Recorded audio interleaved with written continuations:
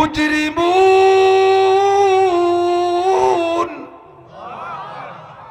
আল্লাহ বারবার ডাক দিচ্ছে, এ গুনাহগার বের হ, মদ করবে রহ, গাঁজা করবে রহ, ইয়াবা করবে রহ, জিনা করবে রহ। ফেসবুকে একটা ছবি দেখছিস তারা, এখানে বসে থাকতে পারবি না। সুদখোর যারা, ঘুষখোর যারা, চোর ডাকাত, লুচ্চা বদমাইশ, বেঈমান কাফের মুশরিক বের হ। আল্লাহর এই বিশাল তর্জন গর্জনে মানুষ দিশাহারা হয়ে যাবে। আল্লাহর সাথে কে কথা বলবে, কে একটু বলবে যে আল্লাহ একটা ফয়সালা করো।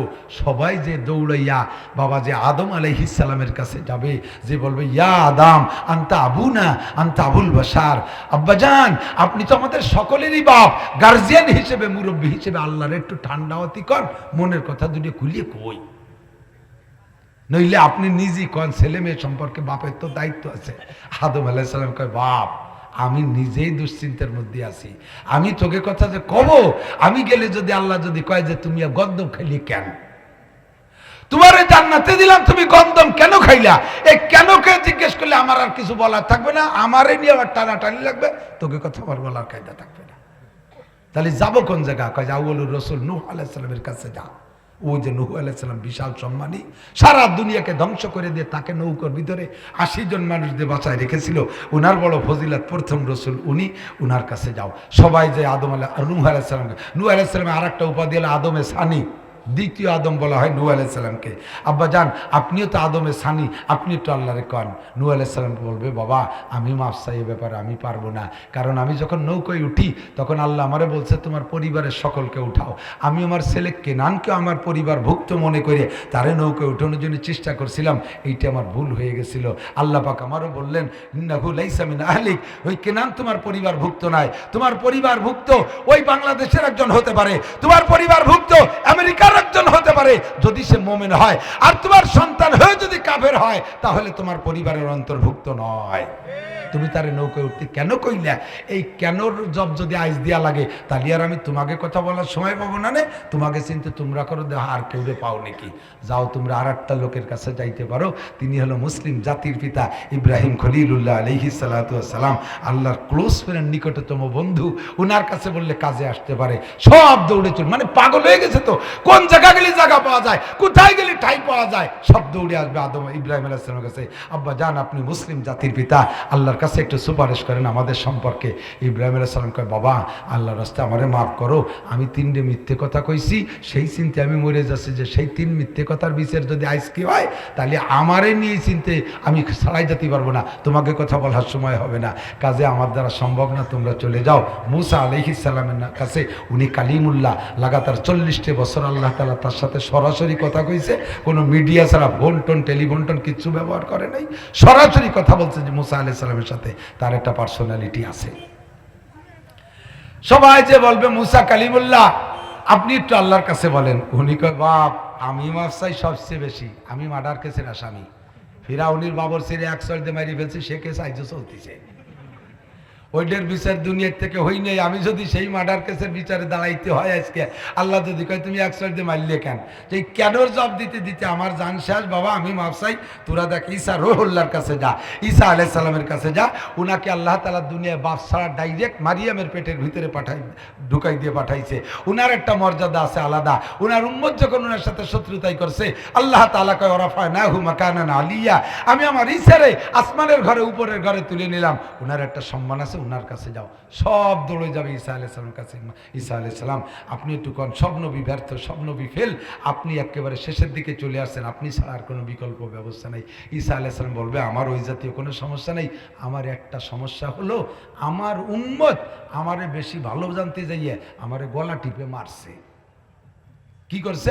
কয় আমারে আল্লাহর ছেলে কয়, আমি বলে আল্লাহর ছেলে, অথচ আল্লাহকে কুল হুয়াল্লাহু আহাদ পড়েন, আল্লাহুস সামাদ, লাম ইয়ালিদ ওয়া লাম ইউলাদ ওয়া লাম ইয়াকুল লাহু কুফুয়ান আহাদ।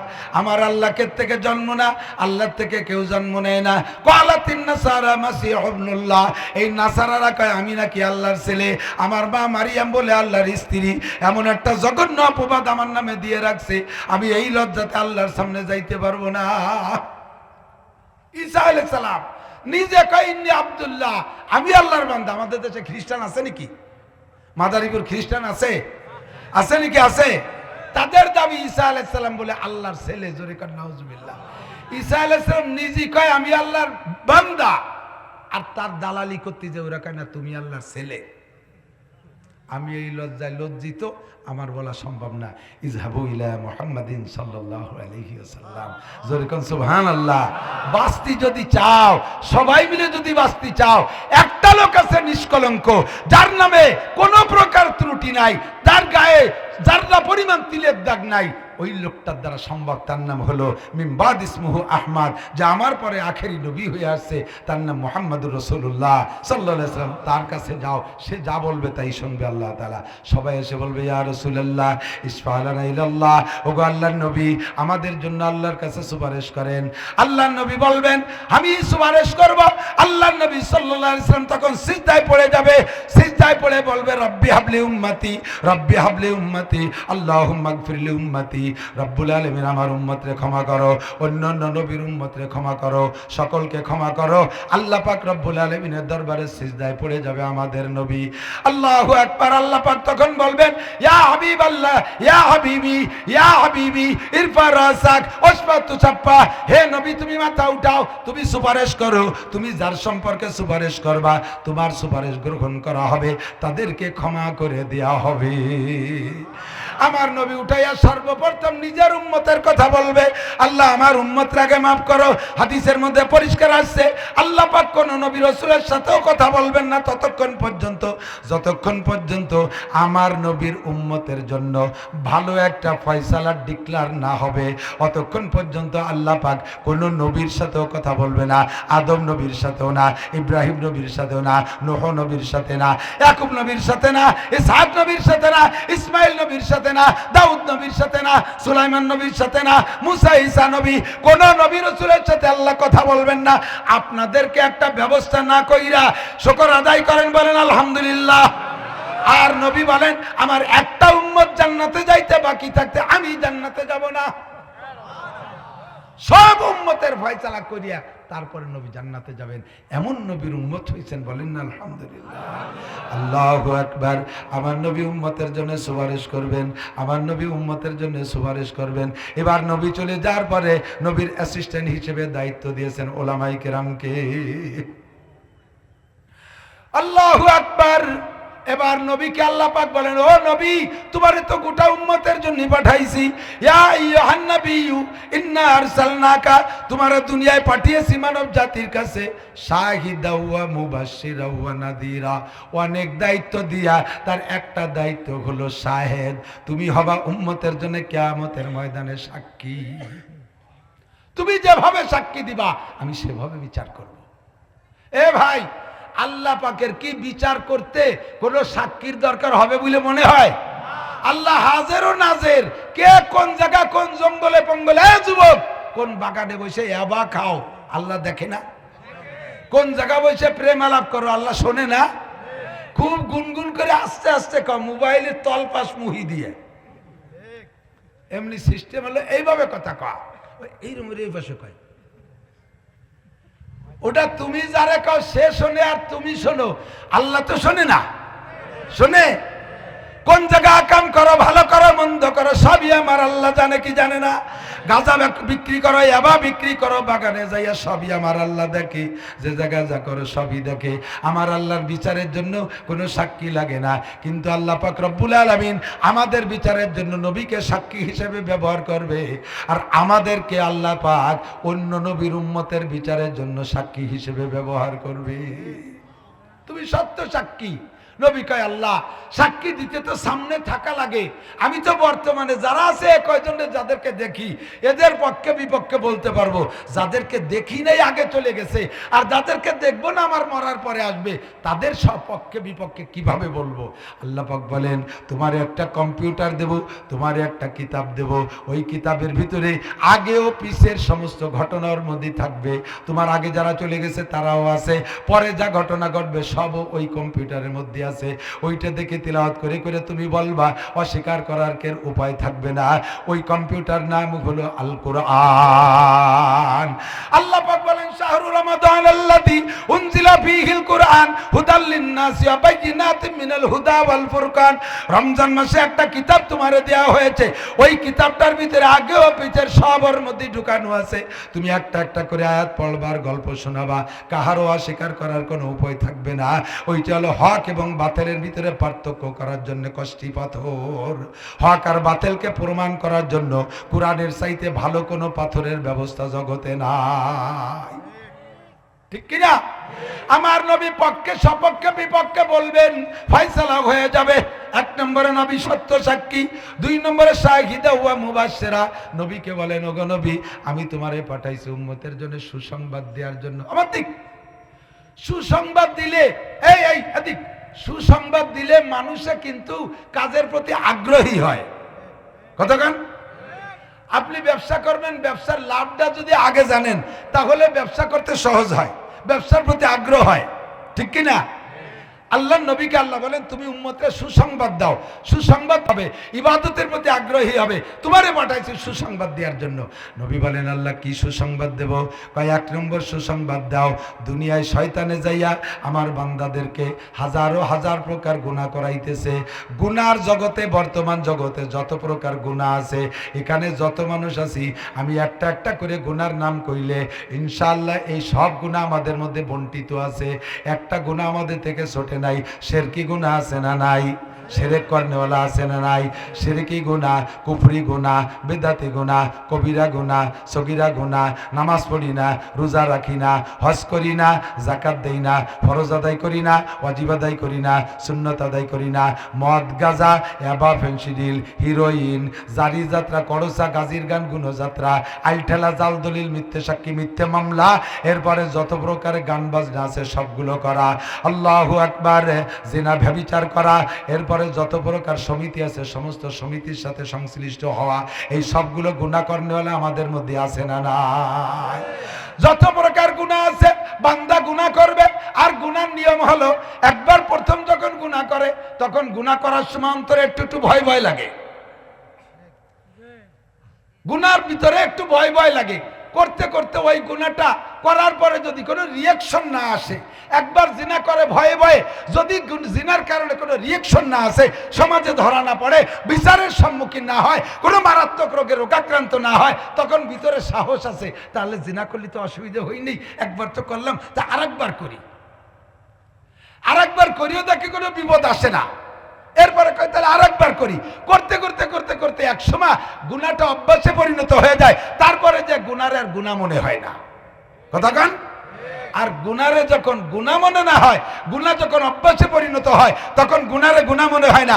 আর যখন গুনারে গুনাহ মনে না হয়, তখন গুনার থেকে তওবা করাও সম্ভব হয় না। গুনাহকে যদি গুনাহ মনে না করেন, তাহলে গুনার থেকে তওবা করা সম্ভব হয় না। যে লোকগুলো দাড়ি কাটতেছে, কাটতে কাটতে অভ্যাসে পরিণত হয়ে গেছে। কথা কান? এখন তারা এই দাড়ি কাটারে গুনাই মনে করে না, বরঞ্চ দাড়ি কাটার পক্ষে দলিল পেশ করে। কয় যে মিশরের লোকে দাড়ি রাখে না, মিশরে কারি আব্দুল বাসেত সাহেবের মুখে দাড়ি দেখলাম না, সেদিনকে ঢাকা বাইতুল মোকাররমের ওখানে মিশরের থেকে কারি আসছে, ইরান থেকে কারি আসছে, বিদেশ থেকে মালয়েশিয়া থেকে কারি আসছে, আন্তর্জাতিক খ্যাতি সম্পন্ন কারি। বাংলাদেশের প্রতিযোগিতায় তারা 1 নম্বর পুরস্কার নিয়ে গেল, তার একটারও দাড়ি নাই। আপনারা দাড়ি নিয়ে অত কামলা কামলি হলেন কে? এবার দাড়ি না রাখার পক্ষে দলিল দেওয়া শুরু করে দেয়। সুদ খাইতে খাইতে অভ্যাস হয়ে গেছে। সুদ খাইতে খাইতে যখন অভ্যাস হয়ে যায়, তখন সুদরে গুনাহ মনে হয় না। ঘুষ খাইতে খাইতে যখন গুনাহ মনে হয়, তখন ঘুষরে গুনাহ মনে হয় না। বেপরদা করতে করতে অভ্যাস হয়ে গেছে, বেপরদারে গুনাহ মনে হয় না। কথা বলেন ঠিক কি ঠিক না? গুনায় অভ্যাস হয়ে গেলে আর গুনারে গুনাহ মনে হয় না, তখন ওই গুনার বোঝা হয়ে যায়। হঠাৎ করে যখন একদিন অনুশোচনা, অনুভূতি আসে, আরে আল্লাহ, সর্বনাশ করছি। সর্বনাশ পীর সাহেবের মাহফিলে গেছে, তবলিগের কোনো বয়ানে শুনছে, চণ্ডীবদ্দির পীর সাহেবের বয়ানে কান্নাকাটির বয়ান শুনছে, ওই বাহাদুরের পীর সাহেবের কান্নাকাটির বয়ান শুনছে, মুফতি আব্দুল গফফার সাহেবের বয়ান কান্নাকাটির ভিতরে বসছে, তখন ভিতরে আতঙ্ক আসছে, সর্বনাশ করছে, কাজটা করছি কি, আমি তো গুনার জগতে কিচ্ছু ছাড়ি নাই।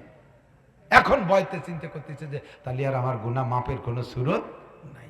এই সময় শয়তানও বুদ্ধি দেয়, তোর আর উপায় নাই, তোর বাঁচার কোনো উপায় নাই, তোর কোনো উপায় নাই, তোর যে পরিমাণ গুনাহ করছিস এই কি আল্লাহ মাফ করে নাকি? তখন মানুষে আরো বিচলিত হয়ে যায়, আরো নষ্টের দিকে হয়ে চলে যায়। নবী পাককে আল্লাহ পাক বলতেছেন, বলে দাও কুল, হে নবী তুমি উম্মতরে বলে দাও, ইয়া ইবাদি, ইয়া ইবাদি, হে আমার বান্দারা। আল্লাহ পাক নবীকে বান্দা বলে ডাক দিয়েছেন, আমাদেরকে আল্লাহ বান্দা বলে ডাক দিয়েছেন। বড় মায়ার ডাক, বড় ভালোবাসার ডাক। কেউকে যদি দূরে সরাইতে হয় তাহলে তারা আমার বাংলা ভাষায় সম্বোধন শব্দ আপনা আপনি, যদি তার চেয়ে একটু নিকটে মনে করা হয় তাহলে তুমি তুমি করে বলা বলি হয়। একেবারে মোহাব্বত যা করে যারে, সবচাইতে আপন যারে জানে তারে তুই তুই করে ডাকে, তারে তুই তুই করে ডাকে। আল্লাহ পাক সম্বোধনের অনেক শব্দ জানেন, আল্লাহর ভাষার অভাব নাই। আল্লাহ তার ভিতরে সবচাইতে প্রিয় ভাষা ব্যবহার করছে, হে আমার বান্দারা, হে আমার বান্দিরা, হে আমার পাগলরা, লা তাকনাতু মির রাহমাতিল্লাহ, আল্লাহর রহমত থেকে নিরাশা হইস না। ইন্নাল্লাহা ইয়াগফিরুদ যুনুবা জামিয়া। নবীকে বলতেছেন কুল, নবী তুমি বলে দাও, ইয়া ইবাদিয়াল্লাযিনা আসরাফু আলা আনফুসিহিম, হে আমার বান্দারা যারা নফসের পর জুলুম করেছো, জিনা করে জুলুম করেছো, ব্যভিচার করে জুলুম করেছো, হাজারো গুনাহ করে জুলুম করেছো।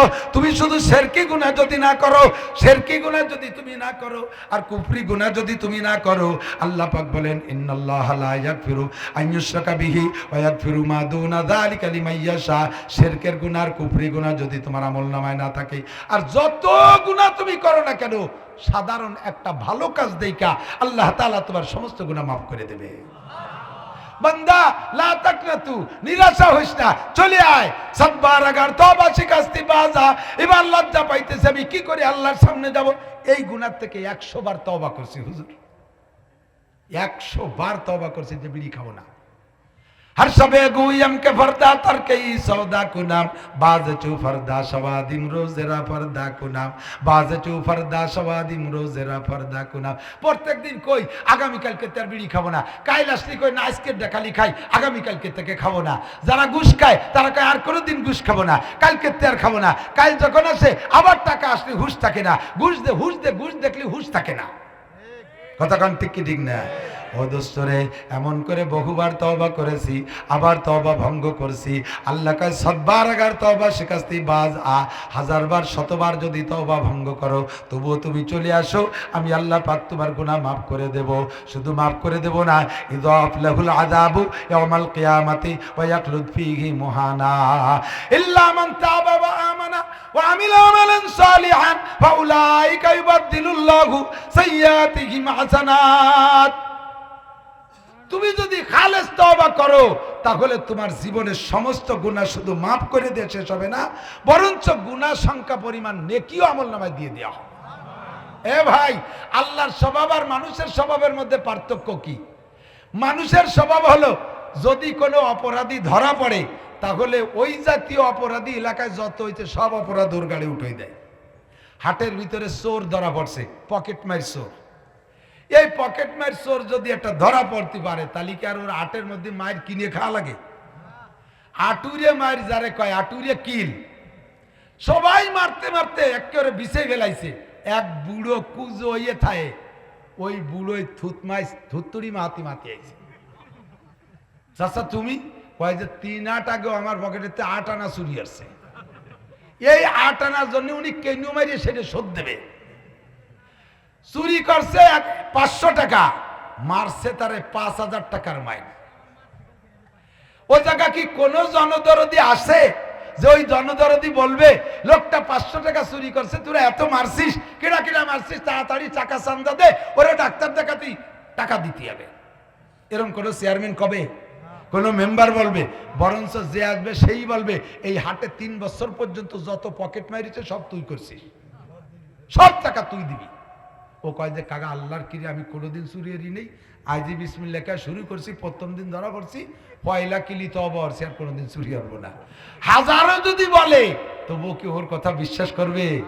ওর ঘাড়ে পুরো 3 বছরের চুরি উঠে দেবো। ওই দোকান চুরি হয়েছে, রাতের বেলা চুরি হয়েছে, দিনই চুরি, সব চুরি তুই করছিস। আল্লাহ পাক রব্বুল আলামিন কয় যে এটা হলো মানুষের সিস্টেম। একবার অন্যায় করে ধরা পড়লে 3 বছরের অন্যায় সব তার কাঁধে চড়ানো হয়। আর আমার কাছে যদি বান্দা সারেন্ডার করে, তওবা করে, ক্ষমা চায়, রব্বুল আলামিন ভুল করেছি, অন্যায় করেছি, 70 বছর হায়াত চলে গেছে, নামাজ পড়ি নাই আল্লাহ, আর তো হায়াতের সীমাই পর্যন্ত ভাবতেছি না যে তুমি আর 70 বছর আমারে হায়াত দিবা, এই কাজা নামাজ আদায় করার সময় আমি পাবো না।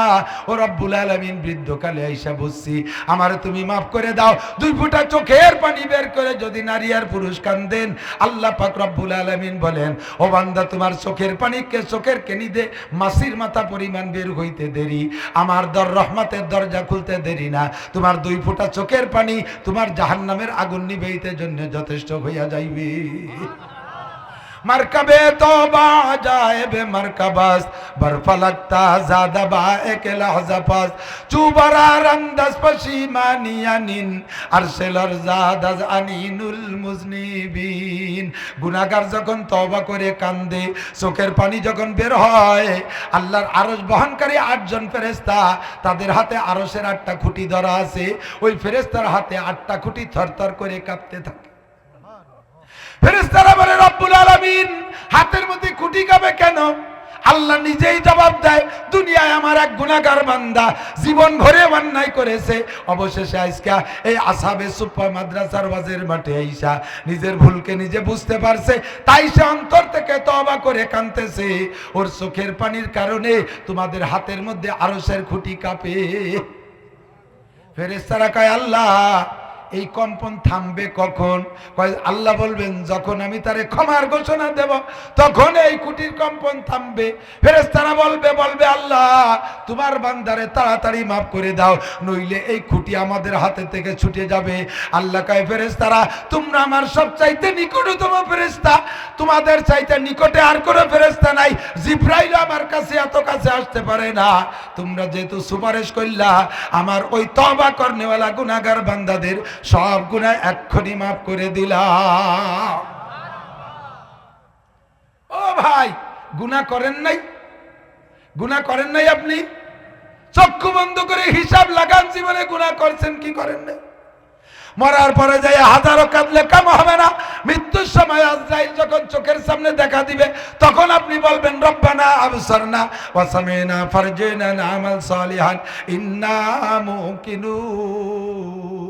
রব্বুল আলামিন, এতদিন বুঝি নাই, আজকে বুঝছি, তুমি মেহেরবানি করে আমাকে আর একটু সময় দাও। আবসারনা ওয়া সামিনা, দেখলাম, শুনলাম, ফারজিনা, সময় দাও, নামাল গায়রাল্লাযী কুননা নামাল, এতদিন যা করছি তা বাদ দিয়ে অন্য ভালো আমল করব। আল্লাহ বলবেন, কাল্লা, আর হবে না। আলাম ইয়াতিকুম নাযীর, তোমাদের কাছে কি ভীতি প্রদর্শকরা আসে নাই? নবী রাসূল বয়ান করে নাই? উলামায়ে কিরাম চিল্লাই নাই? সরমুনের ময়দানে চিল্লাই নাই? তাবলীগের ময়দানে চিল্লাই নাই? চণ্ডীবর্দী বিশ্ব চিল্লাই নাই? মাওলানা লিয়াকত সাহেবকে চিল্লাই বলে নাই? জি, আল্লাহ বলছে, বহুত বলছে, বুঝি নাই। আল্লাহ বলবেন, আর সময় নাই, ইকসাউ ফিহা ওয়ালা তুকাল্লিমুন, পড়ে থাক, কোনো কথা হবে না, পড়ে থাক, কোনো কথা হবে না। এ মুসলমান, তওবার সময় আর নাই, তওবার সময় নাই, এক্ষুনি তওবা করো। ফাউলাইকা ইউবাদদিলুল্লাহু সাইয়্যাতিহিম হাসানাত। আমার নবী বলেন, আত-তাইবু মিনাজ যামবি কামাল্লা যামবালা। তওবাকারী গুনাহ থেকে তওবা করলে আল্লাহ তারে ধরে নেয়, ও যেন গুনাহ করেই নাই। একটু কন্যা সুবহানাল্লাহ। আমরা অপরাধ করে ক্ষমা চাইলেও, মাফ করে দিলেও ধরে নাই যে ও গুনাহ করছিল, কিন্তু আল্লাহ পাক বলেন, বান্দা যখন গুনাহ থেকে তওবা করে, আমি ধরে নেই যে সে গুনাহই করে নাই। এবার আপনি কয় যে হুজুর, কত তওবাই তো করি, আপনার তওবা কেমন তওবা? তওবা বিভিন্ন প্রকারের তওবা আছে। একটা হলো গতানুগতিক তওবা, মুখে মুখে আস্তাগফিরুল্লাহ ভর্তি তালে তাই। আর একটা হলো বিপদে পড়িয়ে তওবা। গতানুগতিক তওবা, বিড়ি টানতি তালে আছে, আস্তাগফিরুল্লাহ রাব্বি মিন কুল্লি যামবি। ঘুষের টাকা হাত দিয়ে ধরে আর আস্তাগফিরুল্লাহ রাব্বি মিন কুল্লি যামবি। সুদের টাকা গুনিয়ে নেয়, গুনিয়ে গেছে পকেটে থই, আর আস্তাগফিরুল্লাহ রাব্বি মিন কুল্লি যামবি। প্রত্যেকটা গুনাহ করে আর ইস্তেগফার পড়ে। দাড়ি কাটতে তালে আছে, পোষের সাথে সাথে আস্তাগফিরুল্লাহ রাব্বি মিন কুল্লি যামবি। ফরজ তরক করতে তালে আছে, আর আস্তাগফিরুল্লাহ রাব্বি মিন কুল্লি যামবি হতে বলে। এই তওবা হলো ফাজলামি, এই তওবা না।